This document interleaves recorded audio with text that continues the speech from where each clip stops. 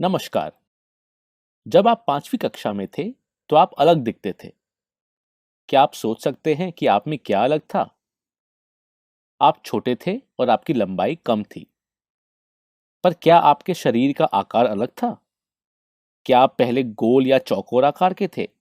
नहीं, आपका सर, हाथ और पैर वैसे ही थे जैसे अभी हैं। जब आप और छोटी कक्षाओं में थे तो आपके टेबल और कुर्सी छोटे हुआ करते थे। जब आप बड़े हुए तो आपको बड़ी टेबल और बड़ी कुर्सी में बैठने को मिला। क्या छोटी और बड़ी टेबल के आकार में कोई अंतर था? नहीं, टेबल और कुर्सी का आकार वैसा ही था, बस हर चीज का माप बढ़ गया। वहीं पे अगर मैं एक ही कक्षा की दो टेबल की तुलना करता हूं, तो मैं देखता हूं कि आकार के साथ-साथ उनका माप भी एक है। इन दोनों उदाहरणों में आप किस में कहेंगे कि दोनों टेबल एकदम एक जैसी है? एक ही कक्षा से ली गई टेबलें एकदम एक जैसी हैं। वहीं पे छोटी कक्षाओं से ली गई टेबलों का केवल आकार मेल खाता है पर माप नहीं। इस पाठ में हम इस सोच को त्रिभुजों पे लगाएंगे। हम देखेंगे कि हमको अगर कोई भी दो त्रिभुज दिए गए हैं तो किस तरह हम उनका पूरी तरह समान होना या उनकी सर्वांग समता सिद्ध कर सकते हैं। इसी के साथ हम त्रिभुजों से जुड़े हुए कुछ ऐसे नियमों के बारे में भी पढ़ेंगे जिनका इस्तेमाल गणित और विज्ञान में आगे जाके होगा। आइए देखते हैं। क्या आप सर्वांग सम का अर्थ जानते हैं? आइए एक उदाहरण के साथ सर्वांग सम का अर्थ समझते हैं। हमारे पास 5 रुपए के दो सिक्के हैं। दोनों सिक्कों को ध्यान से देखने पर हम कह पाते हैं कि दोनों सिक्के एक जैसे दिखाई देते हैं। इसलिए हम कह सकते हैं कि दोनों का आकार और माप समान है और एक दूसरे के ऊपर रखने पर हम देख सकते हैं कि ये पूर्णतया एक दूसरे को ढक लेते हैं। इसलिए हम कहेंगे कि ये सर्वांग सम है। हम सर्वांग सम आकृतियों के कुछ और उदाहरण ले सकते हैं। एक किताब के पृष्ठ, एक ही पैकेट के सभी बिस्कुट, एक ही पंखे की पत्तियां इत्यादि। हमने सर्वांग सम आकृतियों के बहुत सारे उदाहरण देखे हैं। अब हम सर्वांग सम आकृति की परिभाषा पढ़ेंगे। सर्वांग सम का अर्थ है सभी प्रकार से बराबर, अर्थात वे आकृतियां जिनके समान आकार और समान माप हैं। इस प्रकार सर्वांग समता की जांच के लिए हमें निम्नलिखित दो चीजों की जांच करने की आवश्यकता होती है: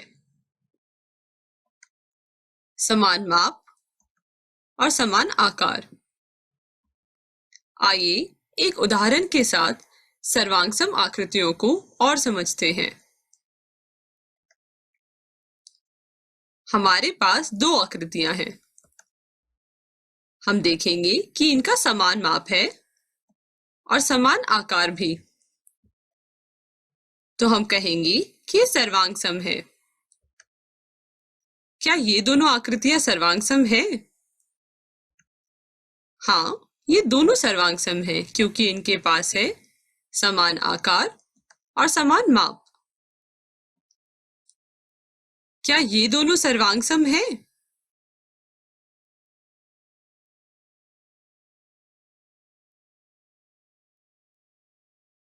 आइए इन दोनों आकृतियों को घुमाकर एक दूसरे के ऊपर रखते हैं और जांच करते हैं कि ये सर्वांग सम है या नहीं।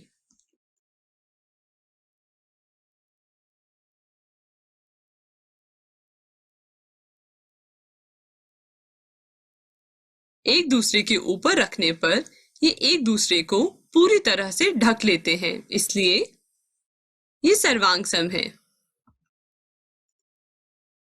आइए इसे कुछ और उदाहरण के साथ और अच्छे से समझते हैं। अब हम इन दो आकृतियों के बारे में क्या कहेंगे? हम कह सकते हैं कि ये सर्वांग सम है। चलिए पता लगाते हैं।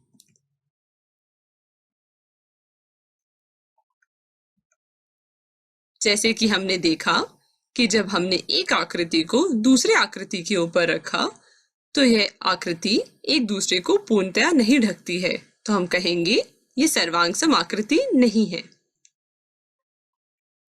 अब हम इन दोनों आकृति के बारे में क्या कहेंगे?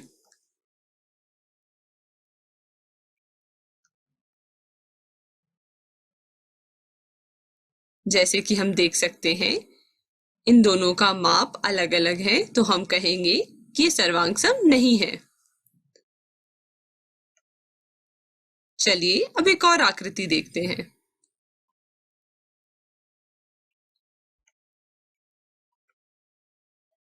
जैसे कि हमने देखा ये दोनों आकृतियां एक दूसरे को पूर्णतया ढक रही हैं, तो हम कहेंगे कि एक सर्वांग आकृति है।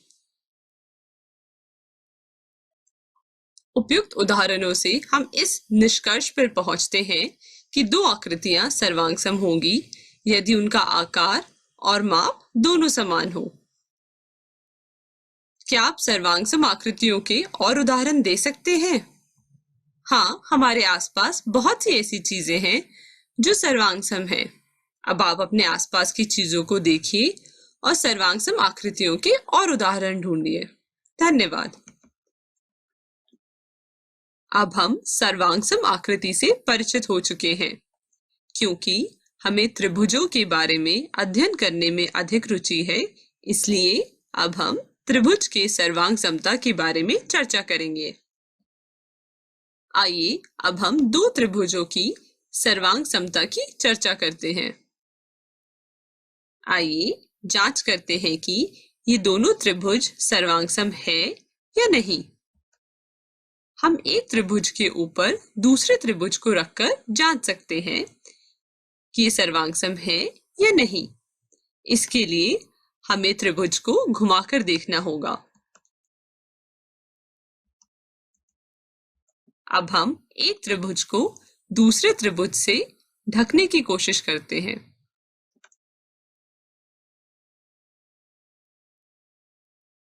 यहाँ हम देख सकते हैं कि त्रिभुजों को घुमाकर एक दूसरे पर रखने पर दोनों एक दूसरे को पूरी तरह से ढक लेते हैं। इसका अर्थ यह हुआ कि इनका आकार और माप समान है, अतः ये सर्वांग सम है। आइए अब सीखते हैं कि ये लिखते कैसे हैं कि दोनों आकृतियां सर्वांग सम हैं। हमने त्रिभुजों की सर्वांग समता को समझ लिया। आइए अब देखते हैं कि त्रिभुजों की सर्वांग समता को कैसे हम प्रतीकात्मक रूप से लिख सकते हैं।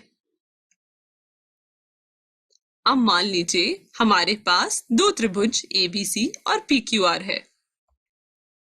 यदि ट्राइंगल ABC और ट्राइंगल PQR सर्वांग सम है तो हम इसे इस प्रकार लिख सकते हैं।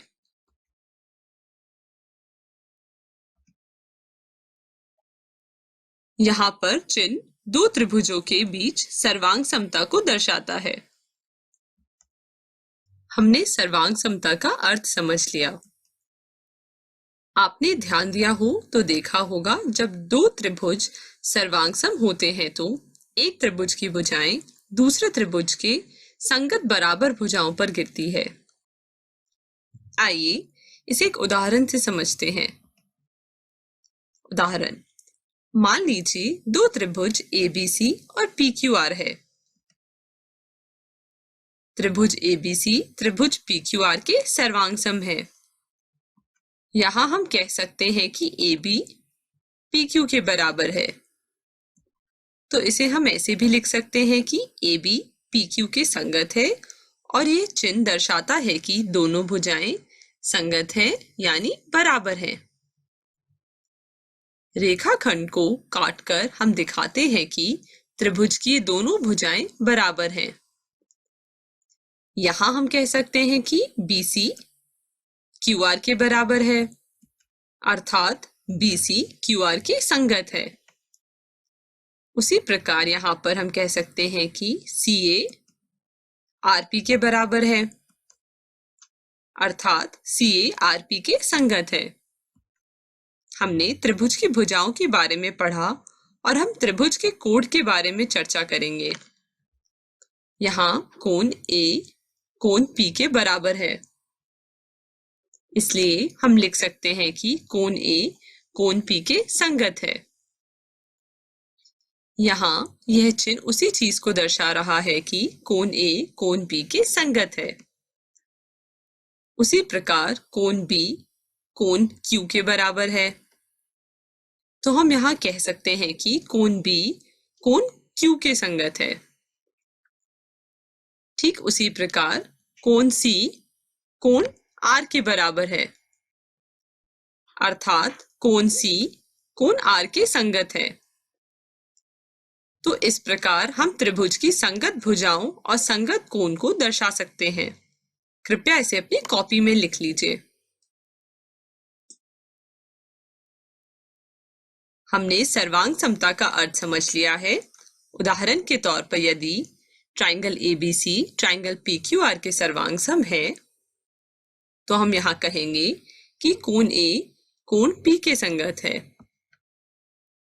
और कोण B कोण Q के संगत है, और उसी प्रकार कोण C कोण R के संगत है। अब क्या हम PQR का क्रम बदलकर QRP लिख सकते हैं? अर्थात क्या इसे इस प्रकार लिखा जा सकता है? ट्राइंगल ABC सर्वांग सम है ट्राइंगल QRP के।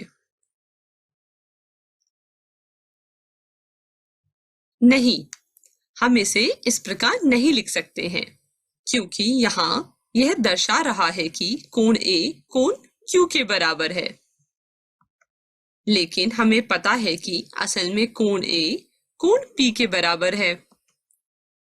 अतः त्रिभुजों की सर्वांग समता को सांकेतिक रूप से लिखने के लिए उनके शीर्षों और भुजाओं की संगतता को सही प्रकार से लिखना आवश्यक है।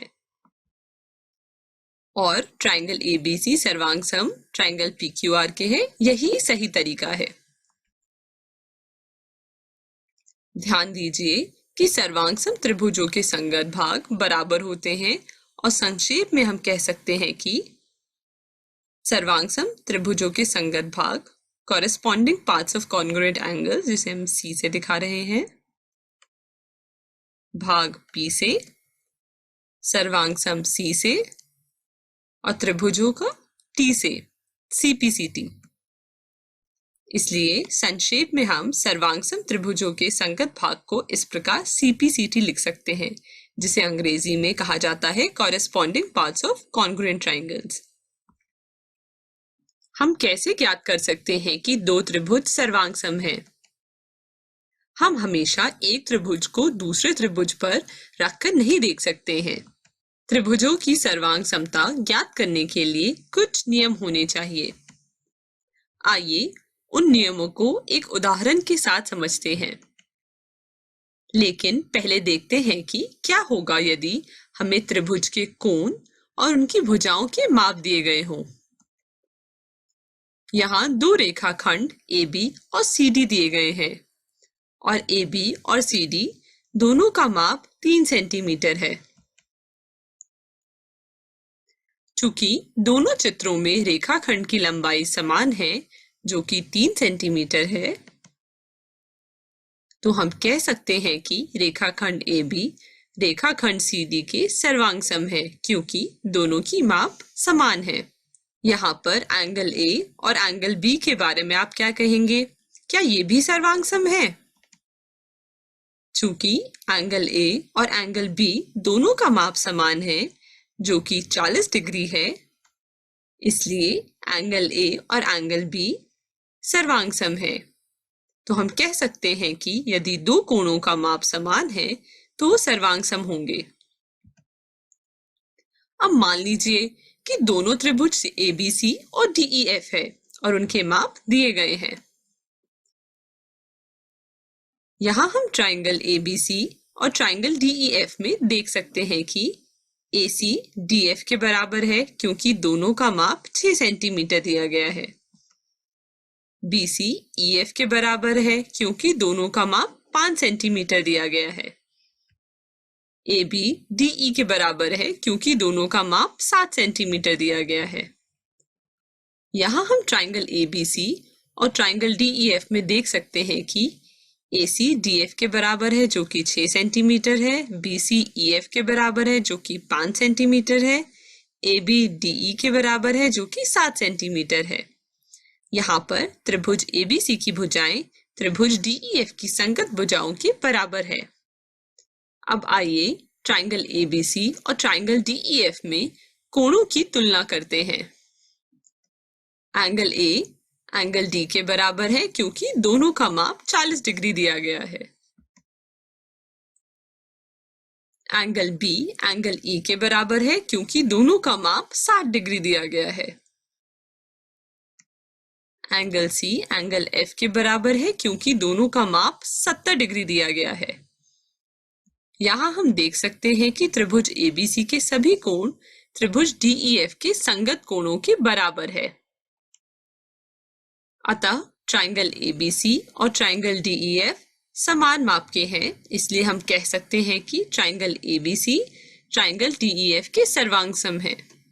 इसलिए हम निष्कर्ष निकाल सकते हैं कि दो त्रिभुज सर्वांगसम होंगे यदि एक त्रिभुज की भुजाएं और कोण दूसरे त्रिभुज की संगत भुजाओं और कोण के बराबर हो। ऊपर के उदाहरण से हम कह सकते हैं कि अगर दो त्रिभुज के सभी माप बराबर हो तो वो सर्वांगसम होंगे। लेकिन क्या त्रिभुजों की सर्वांगसमता सिद्ध करने के लिए त्रिभुजों की तीनों भुजाओं और कोण का ज्ञात करना आवश्यक है? नहीं, हमारे पास इसको आसान करने के कुछ तरीके हैं। पिछली कक्षाओं में हम त्रिभुजों की सर्वांगसमता की कुछ कसौटी पढ़ चुके हैं। आइए उन कसौटियों को एक बार दोहरा लेते हैं। SAS नियम, ASA नियम, AAS नियम, SSS नियम, RHS नियम। आइए SAS सर्वांगसमता नियम पढ़ते हैं। SAS को हम कहेंगे भुजा कोण भुजा। ध्यान रहे यहाँ बराबर भुजाओं के बीच का कोण होना चाहिए। आइए देखते हैं कि कोण बीच का होने का क्या अर्थ है। यदि हम ट्राइंगल ABC में भुजा AB और AC को लेते हैं तो फिर हम एंगल A को लेंगे। यहाँ कोण त्रिभुज के दो भुजाओं के बीच का कोण लिया गया है। फिर से यदि हम ट्राइंगल ABC में भुजा CB और CA लेते हैं तो फिर हम एंगल C लेंगे। यहाँ कोण त्रिभुज की दो भुजाओं के बीच का लिया गया है। लेकिन क्या होगा यदि हम ट्राइंगल ABC में भुजा BC और BA लेते हैं? यहाँ कौन सा कोण लिया जाएगा? यहाँ हम भुजा BA और BC ले रहे हैं, इसलिए इनके बीच का कोण एंगल B है। आइए SAS कसौटी को एक खेल के माध्यम से समझते हैं। मान लीजिए दो खिलाड़ी हैं, रवि और पूजा। रवि एक त्रिभुज ABC बनाता है और उसके सभी भुजाओं और कोणों को मापता है। अब रवि पूजा को चुनौती देता है कि क्या वह कुछ जानकारियां जो रवि उसे देगा के आधार पर त्रिभुज ABC की एक कॉपी बना सकता है। त्रिभुज की एक भुजा का माप 6 सेंटीमीटर है। क्या इस जानकारी से आप मेरे त्रिभुज की एक कॉपी बना सकते हैं? तो पूजा कहती है, इस जानकारी के साथ तो मैं बहुत से त्रिभुज बना सकती हूँ, लेकिन शायद वे त्रिभुज तुम्हारे ट्राइंगल ABC की कॉपी ना हो। पूजा एक त्रिभुज ABC बनाती है जिसमें AB 6 सेंटीमीटर है। वह अन्य भुजाओं की माप अपनी इच्छा से कुछ भी ले लेती है।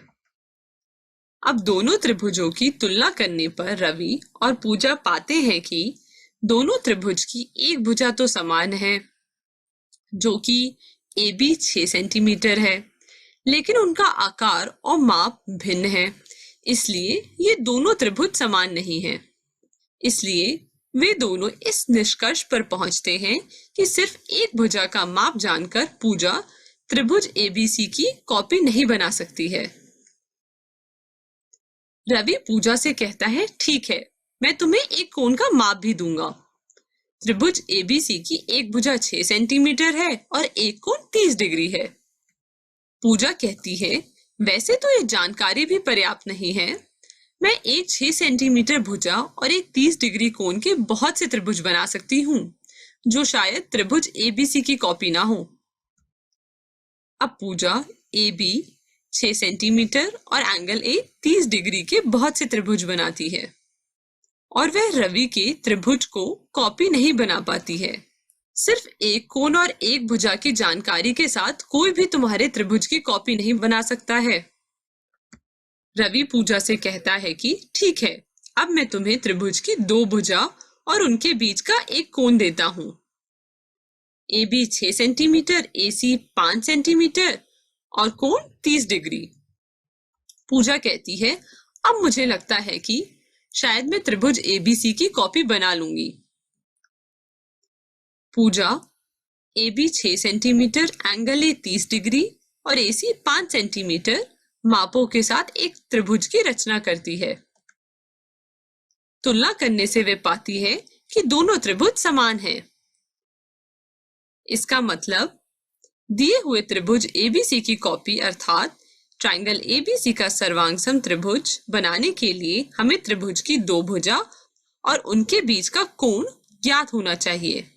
इसका मतलब है कि दिए हुए त्रिभुज एबीसी की कॉपी अर्थात ट्राइंगल एबीसी का सर्वांगसम त्रिभुज बनाने के लिए हमें त्रिभुज की 2 भुजा और उनके बीच का कोण ज्ञात होना चाहिए। आइए अपने निष्कर्ष को संक्षेप में देखते हैं। हमने देखा कि किसी त्रिभुज की कॉपी बनाने के लिए उसकी 2 भुजा और उनके बीच का कोण ज्ञात होना पर्याप्त है। यह सर्वांग समता की भुजा कोण भुजा कसौटी है, जिसे साइड एंगल साइड भी बोलते हैं। एसएस कसौटी ट्राइंगल एबीसी और ट्राइंगल पीक्यूआर में ए बी पी क्यू के बराबर है, एंगल बी एंगल क्यू के बराबर है, बी सी क्यू आर के बराबर है, तो हम कहेंगे कि ये एस ए एस द्वारा सर्वांगसम है। अभिगृहित 7.1 ऐसे सर्वांगसम नियम। 2 त्रिभुज सर्वांगसम होते हैं यदि एक त्रिभुज 2 भुजाओं और उनके अंतर्गत कोण दूसरे त्रिभुज के 2 भुजाओं और उनके अंतर्गत कोण के बराबर हो। ध्यान रहे, कोण बराबर भुजाओं के बीच का लिया जाना चाहिए। हमने ऐसे इस नियम से त्रिभुजों की सर्वांग समता को देखा, जिसमें बराबर कोण त्रिभुजों की बराबर भुजाओं के बीच अंतर्गत कोण होना चाहिए। क्या होगा यदि हम अंतर्गत कोण ना लें? चलिए देखते हैं कि क्या होगा अगर हम अंतर्गत कोण ना लें। ट्राइंगल एबीसी में 2 भुजा AB और AC और एक कोण एंगल C जो अंतर्गत कोण नहीं है लीजिए। जैसे कि हम देख सकते हैं, यहाँ कोण अंतर्गत नहीं है। क्या अब सर्वांग समता का नियम कार्य करेगा? चलिए एक उदाहरण के साथ देखते हैं। आइए 2 त्रिभुज ABC और PQR की रचना करें, जिनकी 2 भुजाएं 4 सेंटीमीटर और 5 सेंटीमीटर है और एक कोण 50 डिग्री है, और साथ ही यह कोण बराबर भुजाओं के बीच अंतर्गत कोण नहीं है। दी गई जानकारी के आधार पर हम 2 अलग-अलग त्रिभुज बना सकते हैं। क्या ये त्रिभुज सर्वांगसम है? आइए इन 2 त्रिभुजों को एक दूसरे के ऊपर रखकर देखें कि क्या ये सर्वांगसम है या नहीं। जैसे कि हमने देखा, ये एक दूसरे को पूर्णतः नहीं ढक रहे हैं, इसलिए ये समान नहीं है और हम कह सकते हैं कि ये सर्वांगसम भी नहीं है। अब हम कह सकते हैं कि 2 त्रिभुजों को सर्वांगसम होने के लिए यह आवश्यक है कि बराबर कोण बराबर भुजाओं के अंतर्गत कोण हो। इसलिए एसएस सर्वांग समता नियम सत्य है। लेकिन यदि कोण बराबर भुजाओं के अंतर्गत कोण ना हो, अर्थात हम उसके अतिरिक्त उसके बाएं या दाएं कोई कोण ASS या SSA लेते हैं तो त्रिभुज सर्वांगसम नहीं होंगे। चलिए अब एक प्रश्न देखते हैं। प्रश्न है, चतुर्भुज ABCD में AC AD के बराबर है और AB कोण A को समद्विभाजित करता है। दर्शाइए कि ट्रायंगल ABC ट्रायंगल ABD के सर्वांगसम है। अब BC और BD के बारे में आप क्या कह सकते हैं? आइए देखें कि हमें क्या क्या दिया गया है। हमें दिया गया है कि AC AD के बराबर है, AB कोण A को समद्विभाजित करता है, अर्थात दो बराबर भाग में बांटता है। तो हम कह सकते हैं कि एंगल CAB एंगल DAB के बराबर है। अब हमें यह दिखाना है कि त्रिभुज ABC त्रिभुज ABD के सर्वांगसम है और हमें दिया गया है कि AC AD के बराबर है, एंगल CAB एंगल DAB के बराबर है क्योंकि ये समद्विभाजक कोण है। AB AB के बराबर है क्योंकि ये दोनों त्रिभुजों ट्रायंगल ABC और ट्रायंगल ABD में समान है। अब हमारे पास तीन जानकारी है सर्वांग समता को सिद्ध करने के लिए। हमारे पास है भुजा, कोण और भुजा। तो हम कह सकते हैं कि SAS कसौटी से त्रिभुज ABC और त्रिभुज ABD सर्वांगसम है। अब BC और BD के बारे में आप क्या कह सकते हैं? चूंकि ट्रायंगल ABC ट्रायंगल ABD के सर्वांगसम है, इसलिए उनके संगत भाग भी बराबर होंगे। हम स्पष्ट रूप से कह सकते हैं कि BC BD के बराबर होगा क्योंकि ये सर्वांगसम त्रिभुजों के संगत भाग है, जिसे हम CPCT भी कहते हैं। कृपया इसे भी नोट कर लें। आइए ऐसे सर्वांग समता नियम समझने के लिए एक उदाहरण लेते हैं। हमें प्राप्त है कि OA OB के बराबर है और OD OC के बराबर है, तो दर्शाइए कि एंगल OAD एंगल BOC के सर्वांगसम है। हमने देखा कि ट्रायंगल AOD ट्रायंगल BOC में OA OB के बराबर है, OD OC के बराबर है। एंगल AOD एंगल BOC के बराबर है क्योंकि ये शीर्षाभिमुख कोण है, जिसे हम वर्टिकली ऑपोजिट एंगल भी कहते हैं। जब दो रेखाएं परस्पर एक दूसरे को प्रतिच्छेदित करती हैं, तो उनके सम्मुख कोण बराबर होते हैं। यहाँ भुजा AO BO के बराबर है, एंगल COB एंगल DOA के बराबर है, भुजा CO DO के बराबर है। तो हम कह सकते हैं कि ट्रायंगल AOD ट्रायंगल BOC सर्वांगसम है SAS नियम के द्वारा। आइए अब सर्वांग समता का नया नियम पढ़ते हैं, ASA, जिसका मतलब है कोण, भुजा और कोण। यहां भुजा दोनों कोणों के बीच में होनी चाहिए। आइए एक उदाहरण के साथ ASA सर्वांग समता नियम को समझते हैं। माना कि ट्रायंगल ABC में एंगल B 80 डिग्री है, एंगल C 40 डिग्री है और BC 6 सेंटीमीटर है। अब हम देखेंगे कि ASA सर्वांग समता क्या है। मान लीजिए कि एक दूसरा त्रिभुज PQR है।